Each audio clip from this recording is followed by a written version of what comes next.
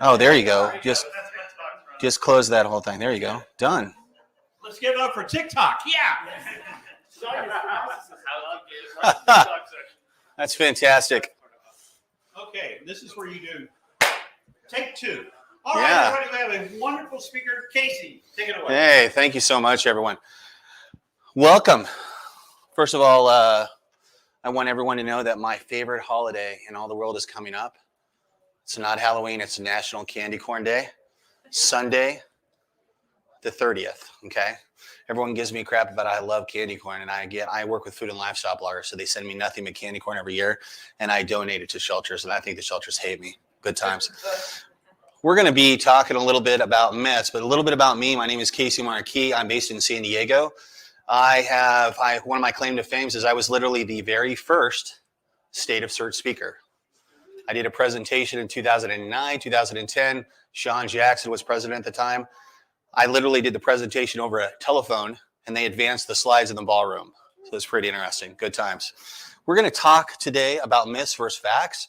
There's a lot of them in the SEO industry. I get them all the time, especially mostly by hobby bloggers who are trying to make their blogs businesses, and we push back at them on a regular basis. Why do people believe myths? Usually they seem to work. We're like, oh my gosh, I'm looking at the top search results. Every article is 2,500 pages. No one wants to read a recipe having to do with how to steam asparagus. That's 2,500 words in length. And yet this seems like that's what Google's favoring. The other one is that the source seems legit or trustworthy. We've had many times where Google reps have had to correct other Google reps on things they've said.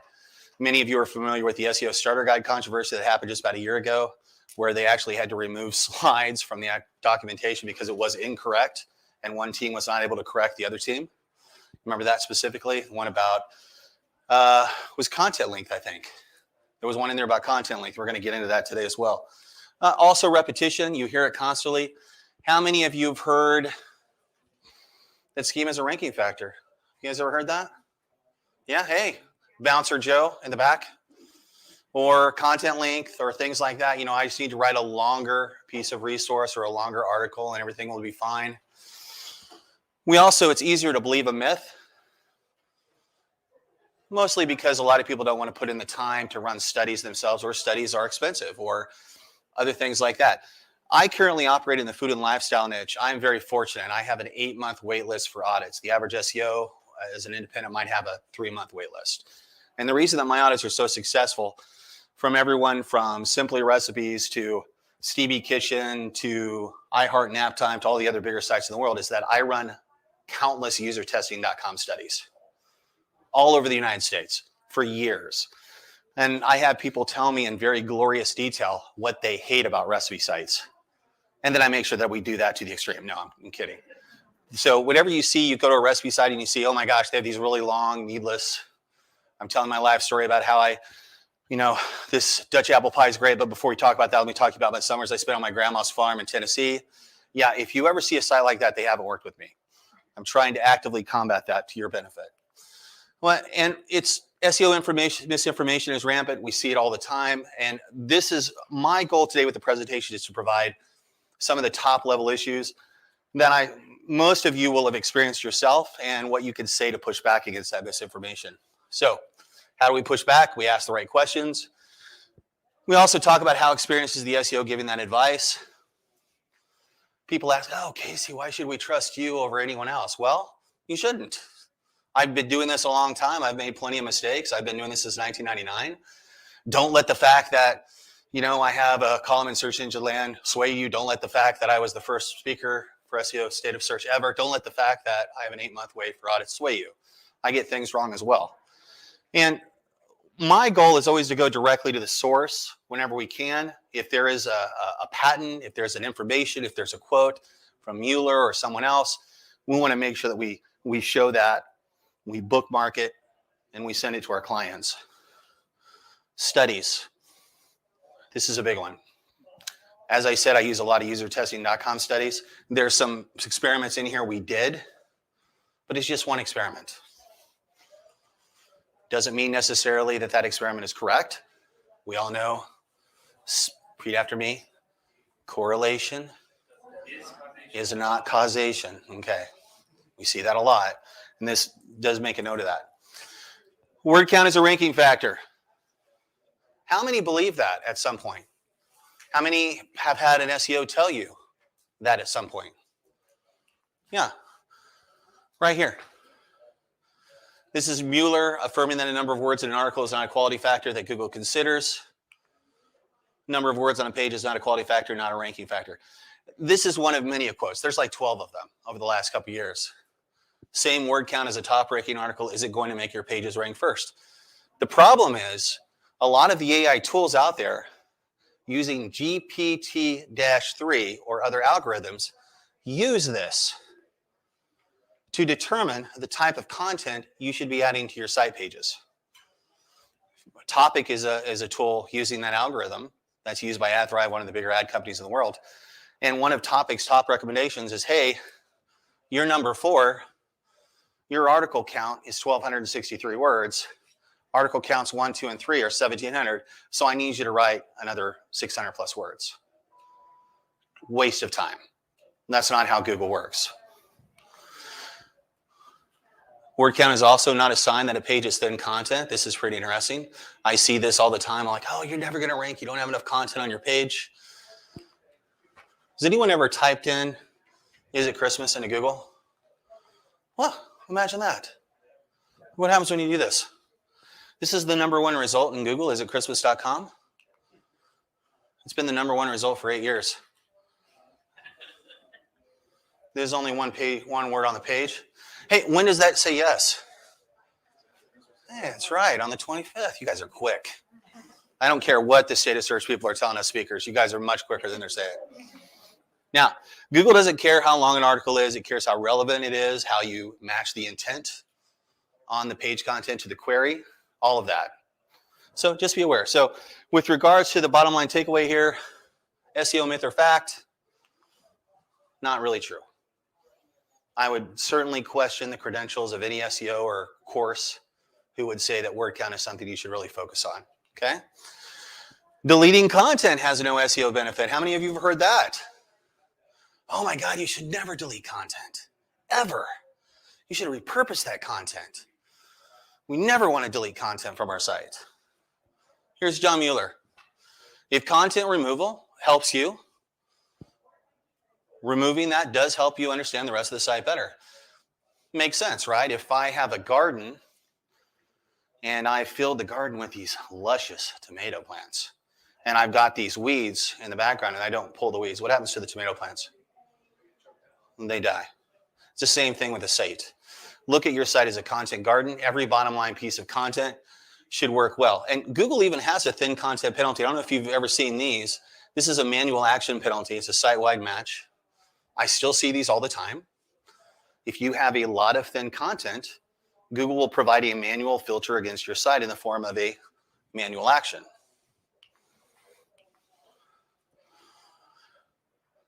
You can't recover until you delete that content. It's Google specifically. Now, here's a great resource here. Feel free to take a screenshot of this slide or something. Should I remove it? And this was a long rant on Facebook that they canceled, that they captured as a blog post that gets tended to share it out a lot for recipe and lifestyle sites. And this is all about my discussion on why you should or should not remove content. Now, the 2 truths about on-site content, common sense when you think about it, just like we talked about the tomato plants, not all existing content is relevant to your audience. Don't expect every single page on your site to rank. I might have a site that has 700 pages, but only 20% of that content is driving 80% of my traffic. Well, my goal is to do a content audit and find out where the deficiencies are and either turn those weeds into flowers or pull the weeds of the content altogether. This is an example of a site with a ton of low quality content. Look over the no traffic URLs right there. And this is an example of a very large site doing extremely well after content auditing. You see how we removed a ton of content and then we either turned those weeds into flowers or we just combined and consolidated with other content to make larger, more in-depth articles that ask and answer questions, fulfill user intent, things like that. This is our content removal meme. I have a column with Search Engine Land, and I recently published an article called The Worst SEO Advice I'd Seen in 2022. And it had these memes. And the article went live on a Wednesday morning at 8, and by 11 a.m. it had incredible traffic. Well, then I got a note from Danny, the editor over at Search Engine Land, saying, sorry, Casey, we have to remove all the memes from your article. Apparently we don't own memes. And Search Engine Land's new editorial requirement said, hey, we got to remove all the memes from the site. Well, it was surprising to me because I sent him a link because, hey, I'm an SEO, showing all of the memes that were indexed from Search Engine Land, And so now they're having to go through. And he says, I hate you. I hate you. They're still removing the 700 other memes that are indexed in Google. But that was pretty funny regardless. So my content auditing pro tips here. It's okay to no index content long-term. There used to be this belief that, oh my God, if I no index something long-term, Google's going to eventually lose trust in that and it's not going to do well once we remove the no index tag. Not true. We've done lots of experiments on this. Sally's Bacon Addiction, one of the largest recipe sites in the world, accidentally no indexed 70 really popular recipes about a year ago. Couldn't figure out why she had such a drop in traffic. Audited the site last February. Found that she'd accidentally done this, removed the no indexes. They popped back into Google like within an hour. End of story. Okay. Whether it's a big site or a small site, Google tends to recognize high quality content regardless of whether we had a no index on it and for what length. 410 is always better than a 404 to remove index content fast. I would say that this is in weeks, not days. We've had content get removed out of Google between 50 and 74% faster using a 410 than a 404. There's no limit to how much content can be deleted. I get this one a ton. Casey, I've got 400 recipes. I have 400 articles on my site. I'm not going to keep any of these. I've changed focuses. I'm a gluten-free blogger now. I don't want to keep all this other content on. Do I have to delete like a certain percentage every day? No. Google, that's not how Google works. Google doesn't give a crap about that at all. You want to get it off your site as fast as possible? No worries. I was fortunate to consult with newegg.com several years ago. At one time, we had to remove 33 million URLs from the Google index. Well, we removed several million a day. So whenever someone says, oh my God, I don't want to delete all these articles, I just remember that, hey, Google was able to process 3.5 million URL removals on my site years ago. I don't think they're going to have a problem with your couple dozen.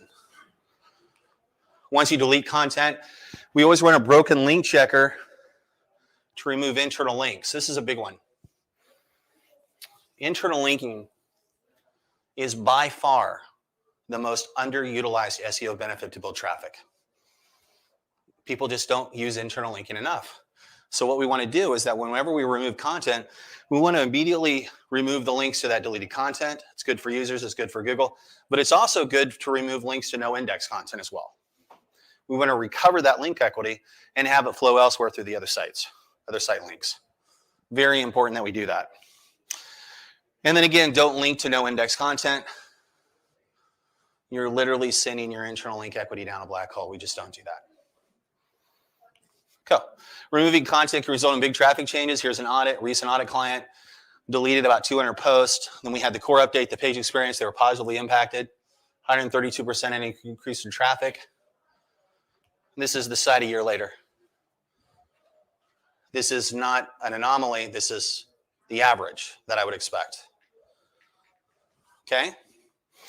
Dozens of examples. We always want to remove expired giveaways, thin content, non-niche content, whatever we can do. The goal is bottom line quality of the entire site.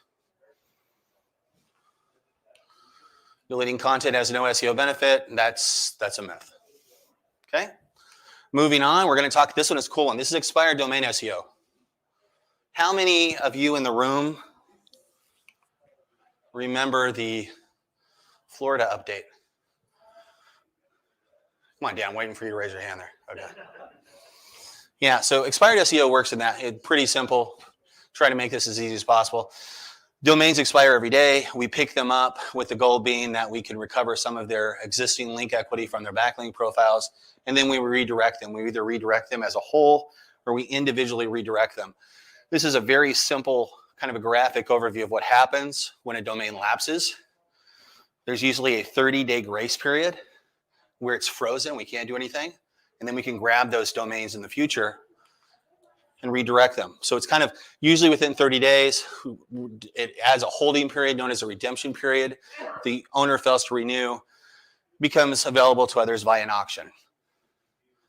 There are people that do absolutely nothing but expired domain SEO, and they have been lauding the benefits of this for years, even though Google has been very clear that there's no benefit to this, supposedly. All of these auctions happen on two places. This is Dynadot, and the other one is Domcop. Now, what does Google say about this? Florida update, 2003. Google supposedly ended this practice. Here's what they said. One resulted improvement with this index is better handling of expired domains, where they will reset when a domain expires. So supposedly, for the last 17 plus years, this shouldn't have been working. Here's a recent update from 2019. We don't use domain. We don't do redirecting expired domains. It just doesn't make sense. Here's another recent report from 2021 with Roger. I wouldn't expect much in terms of kind of bonus because as you've had content in the past, it doesn't make sense to go out and buy expired domains. Again, this is Mueller directly. So I've had friends tell me for years that this was working for them. I totally didn't believe them. So we went and bought a handful of domains. We bought 3 of them. These are all expired domains. You can kind of see what the numbers look like if you look at SEMrush. It's not SEMrush, okay? It's SEMrush, okay?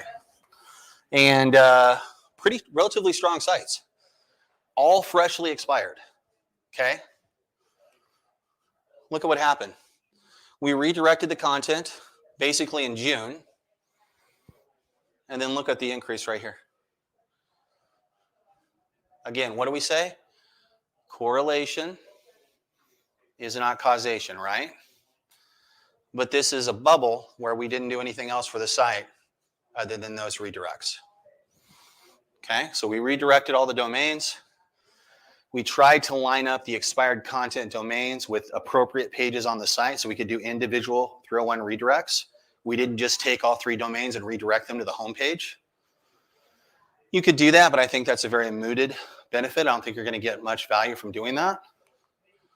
And again, I was super surprised about this. I think in our case, these were niche relevant sites operating within the same niche as the site we redirected them to. And we had a rising tide lifts all ship situation where you have currently about a 27% increase in traffic now. But we've also done other initiatives, so it's hard to say how valuable that was. So in this case, more of a disclaimer. This is a test and test more kind of thing. It worked in this one situation. Maybe it works for you, maybe it doesn't. Now, this is a good one. How many people have disavow files submitted to sites in this room? Yeah, get up. There's the door right there. No, okay. Now, here's the thing. How many of you have received this horrible looking email from SEMrush? Oh my God, you ran a crawl on SEMrush and you've got all these toxic links. Right here is what it looks like. I must get 2 or 3 emails a week from site owners who go over and run their sites through SEMrush, and they get this report here showing that they have all these toxic links pointing to them. Email from SEMrush, you have toxic backlinks. Oh, come on, I'm really proud of that meme. That's a good one. That's a good meme right there. Search engine land really, really screwed up by not having that meme published. So this is what John Mueller says. If some random tool can tell you which ones to disavow, they're probably already being ignored. And that's the case for most everything. Toxic links is all about selling tools. Don't get hung up on about it. SEMrush has privately said many times to my and other people in the room that they are never going to get rid of the toxicity quotient on SEMrush because that's how they sell their tools. It's an ignorance thing. You don't know what you don't know, So people continue to go over, sign up for SEMrush, run these tools. Oh my God, it's telling me I need a disavow file. And then you in turn tell your clients they should get a disavow file. We don't have a concept of toxic domains. Tools should be a way for you to run and interpret the data, but you have to be able to correctly interpret the results of that data. The 3 truths about disavow files. You're never going to need one.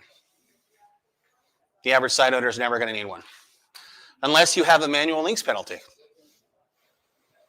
You get a notice from Google saying, hey, I have an unnatural inbound links penalty. You're going to try to remove those links first. Anything you can't remove, you pop in a disavow file so that Google knows, I don't want you to be associated with these links. But there is little preventive benefit to having one. If you are at an agency and one of your main recommendations is I'm going to set up a disavow file for you to be preventive, I think it's my professional opinion, it's a complete waste of time. That's one of those things that quality companies don't do anymore.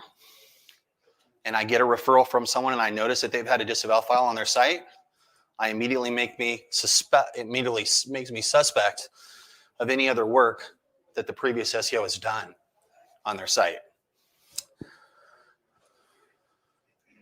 I've been doing this a long time. 5 disavow files in the last 3 years, all because of link-based manual penalties. I can't tell you how many files I've removed which were set up by other people. They were disavowing Pinterest, Google.com, their own site, New York Times, MSN.com. Did they not look at it? Oh, they ran a tool. And the tool classified it as a toxic link. They didn't review it. Years ago, conferences, Everyone wanted to do a disavow file. pushing you and saying, Yeah. "Fear, oh." It's all fear. But what it really was, Google reverse engineering, tell us what bad links are.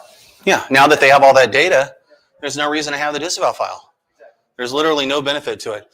So again, if you have disavow files, I will literally guarantee you that if they don't have a manual penalty, you removing the file is either going to have no impact at all, or you might even see an improvement because you've probably accidentally disavowed things you shouldn't have disavowed. So that's a busted myth right there. This is a kind of an easy one, you would think. How many people put dates on their articles? Well, there yet, how many people don't? How many people in this room don't put dates on their articles? Dates are a way to increase usability. Dates are a way to promote content. Dates are a way for you to be truthful in how relevant and current your information is. Better for us to know what the date was. Makes it easier to recognize high quality evergreen content. What's wrong with providing the date? If users are going there for information, a date can be pretty helpful. Anyone in Google News? Date is required. Date is required. So if you're saying, oh, I can't understand why I can't get into Google News, put dates on your articles. I tend to recommend published and last modified dates. And we're going to export out the schema anyway, but we might as well make it visually available to the user on the page. Changing dates on pages don't improve rankings. I still see this a lot.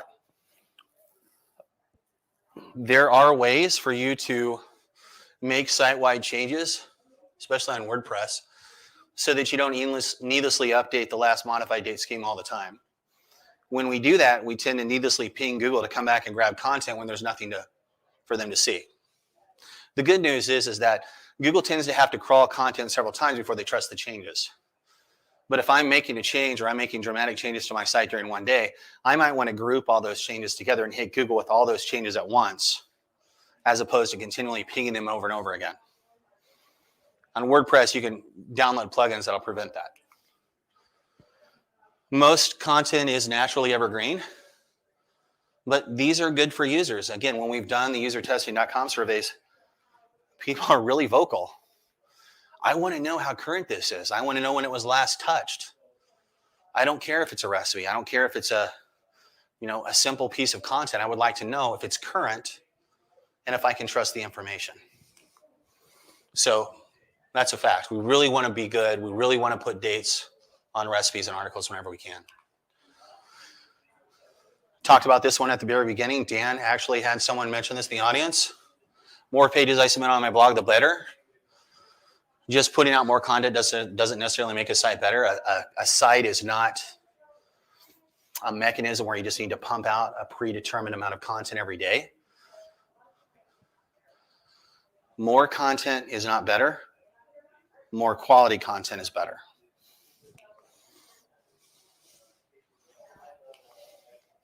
Site isn't a machine that pumps out content. There you go. I get this a lot. One of my biggest niches for food and lifestyle bloggers is respectfully correcting the mistakes of other SEOs. They'll go and have an audit with someone else and they'll tell them to do this information. And we will literally spend a couple weeks reversing all that information and the traffic goes up. This is a big one. Making sure that they're only pumping out quality content. Now, we all know about the helpful content update. Google was very clear, hey, all content isn't helpful. More content is not helpful. Helpful content is helpful. Systems automatically identify content that sees of little value, low added value, and you could be penalized for that. So removing unhelpful content could help the rankings of your other content. This is a sample XML sitemap from Yoast. Does anyone know what an attachment file is?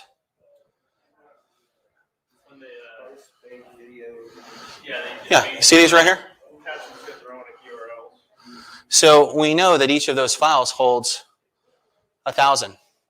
So that's 3,000 thin content files they flooded Google with.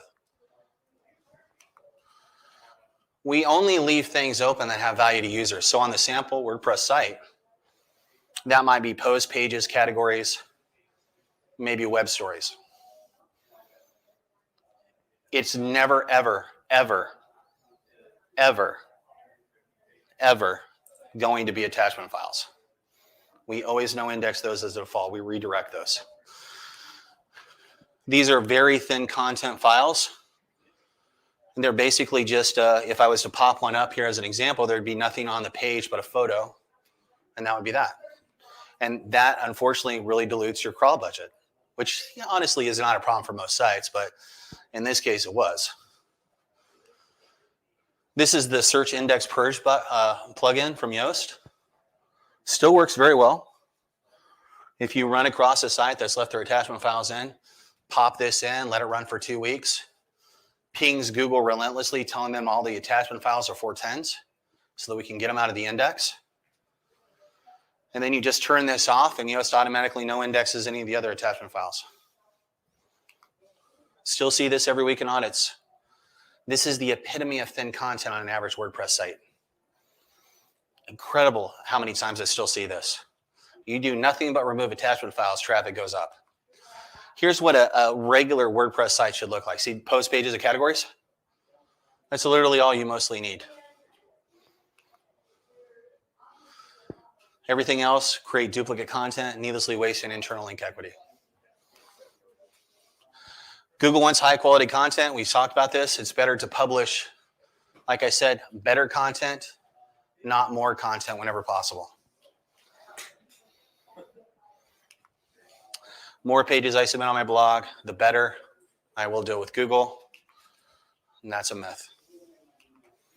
Now, this is a good one here. Running too many ads can lower site quality in the eyes of Google. How many of you work with clients who are running AdSense, Mediavine, AdThrive, Gourmet Ads, Monumetric, Ezoic?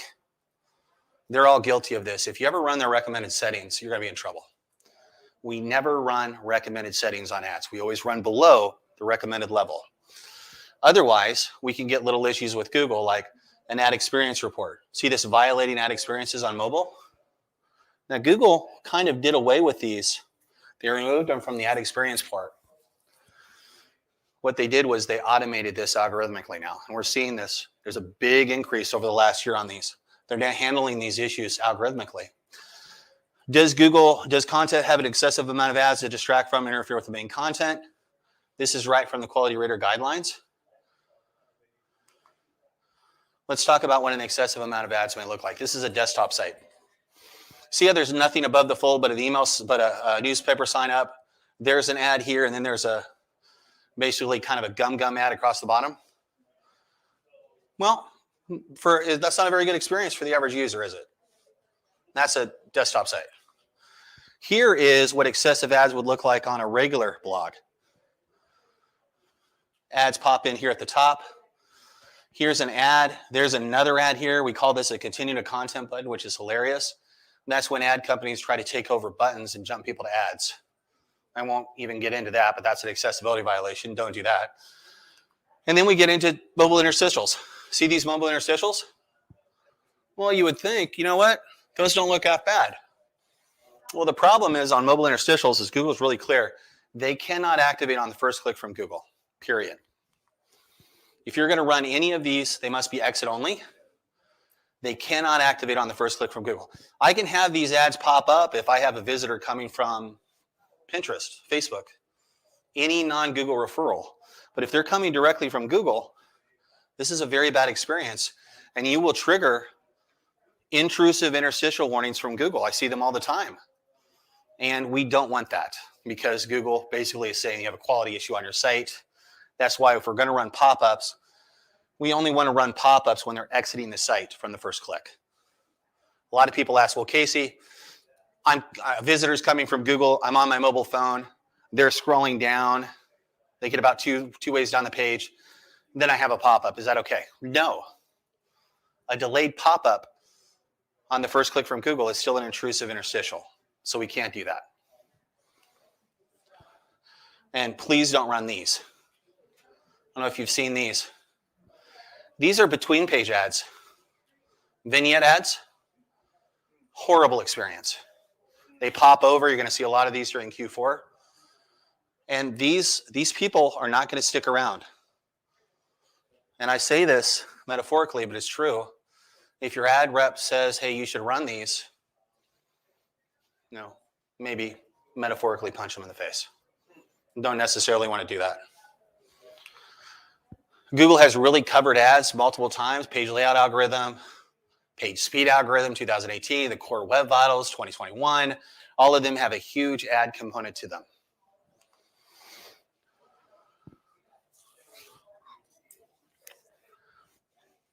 I can't tell you how many times someone has come to me and said, my ad company is running all of my ads for me. I don't have to do anything with them. And I'll show them live on the call by a means of an emulator what their experience is for mobile ads. And they will be appalled. They will like, oh my God, I can't believe that I'm loading 16 in content ads on my recipe for balsamic rice.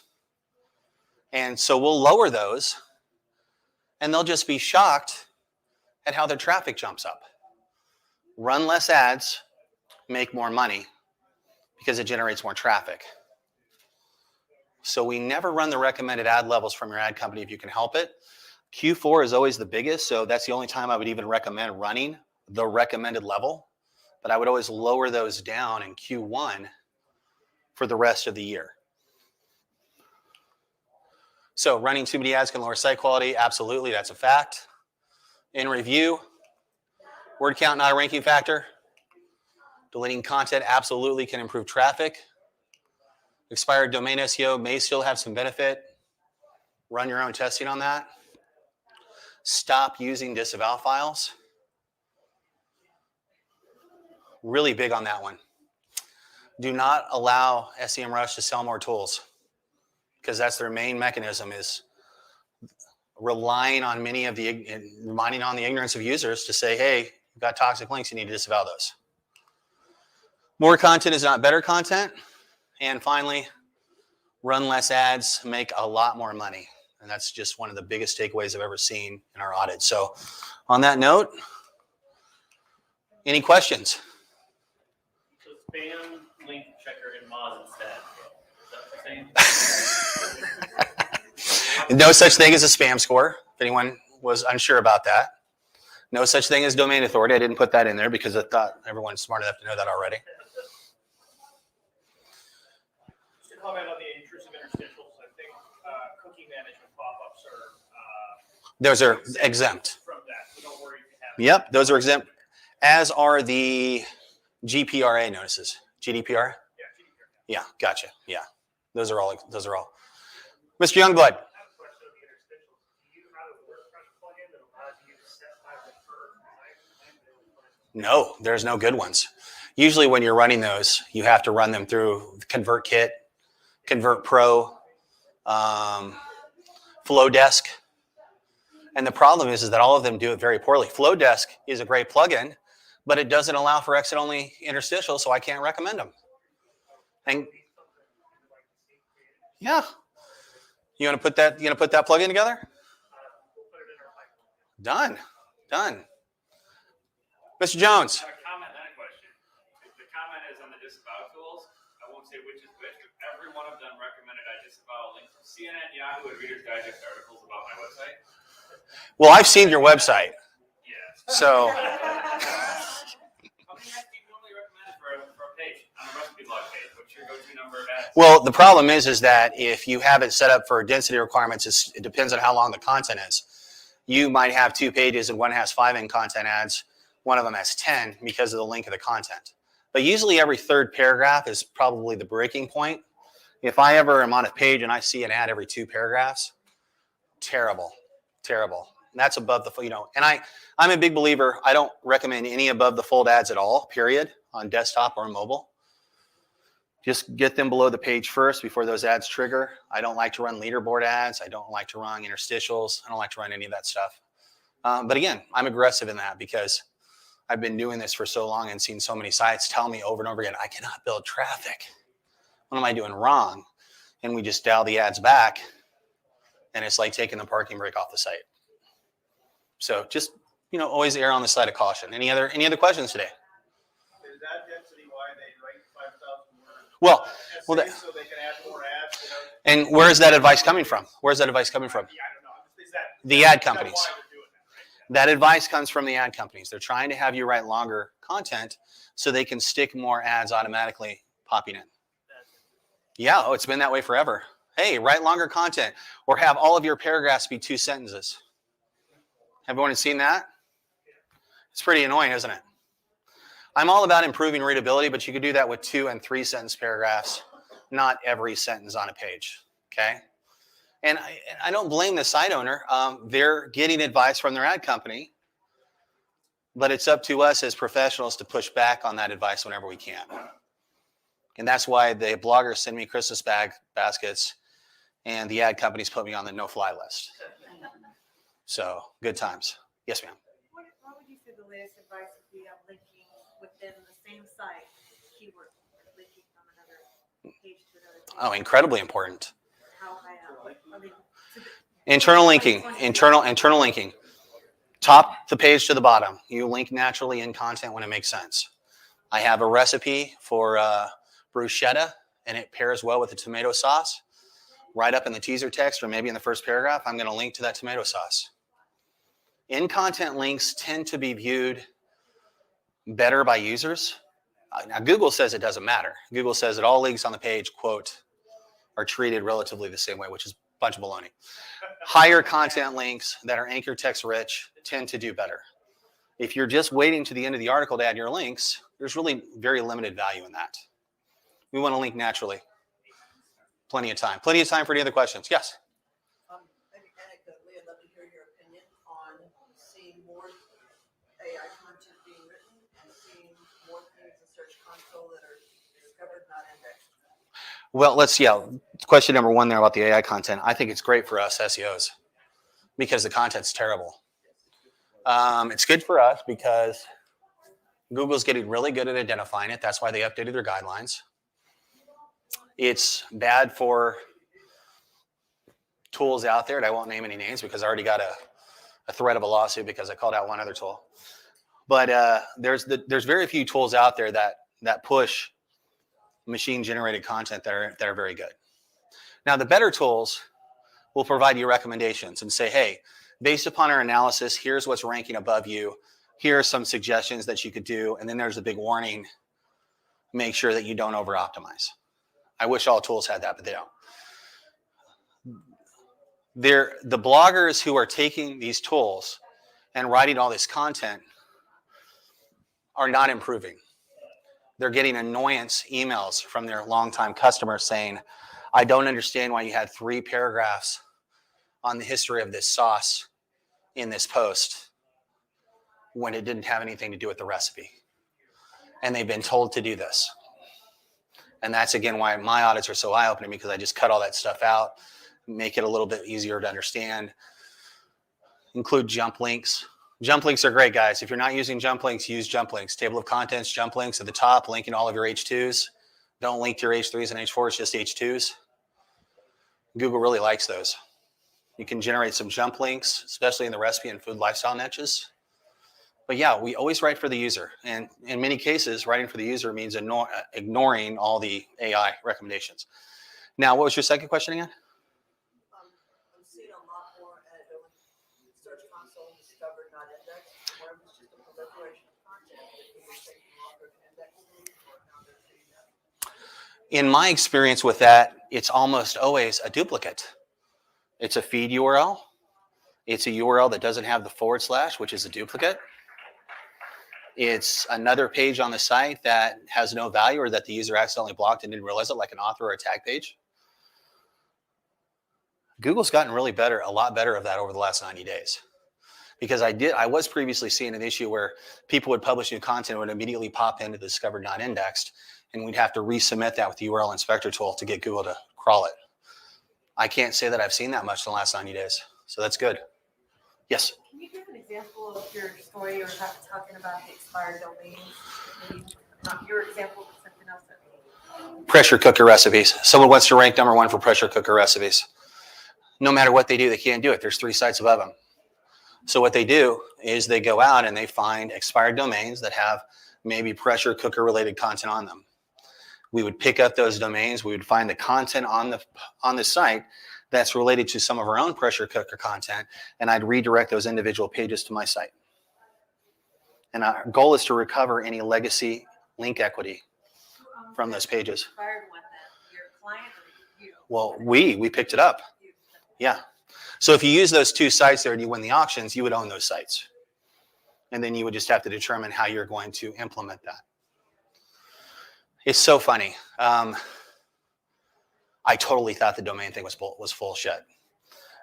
Since this presentation, we've done it on 2 other sites and they've all been successful. Again, though, correlation is not causation. It might be different in the niche that we used as opposed to whatever niches you're going to be targeting. Okay? As you say, keep it thematically relevant. Has to be thematically relevant.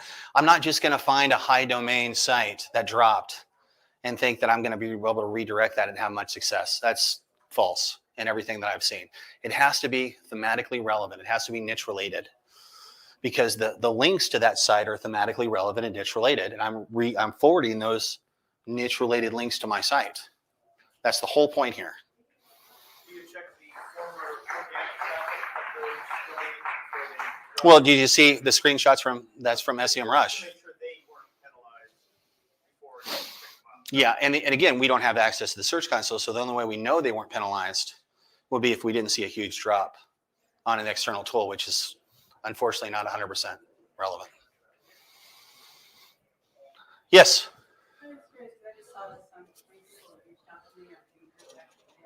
Mm-hmm.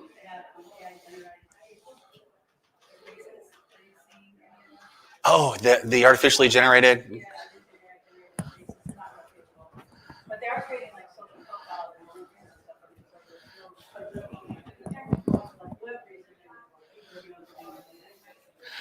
So I'm going to tell you, artificially generated avatars are. Okay, well, there's actual sites now that I can go to and generate an artificial avatar that looks like a real person but is not. Okay, and those are becoming very popular because people don't like to put their own personas online. So we get that, we set up LinkedIn profiles, we drive traffic from the LinkedIn profiles, we set them up as author pages on the site, we link all the content to the author page. So far, it'd be really interesting. The only way that Google, the only thing that I would think that Google would say is if there wasn't another external footprint in, like other profiles to support that. All right, guys. Hey, thanks so much for your time today. Hope this was helpful for you. You have any other questions, Casey? Yeah. Here all day? All day. All day. But you basically, the more info you want,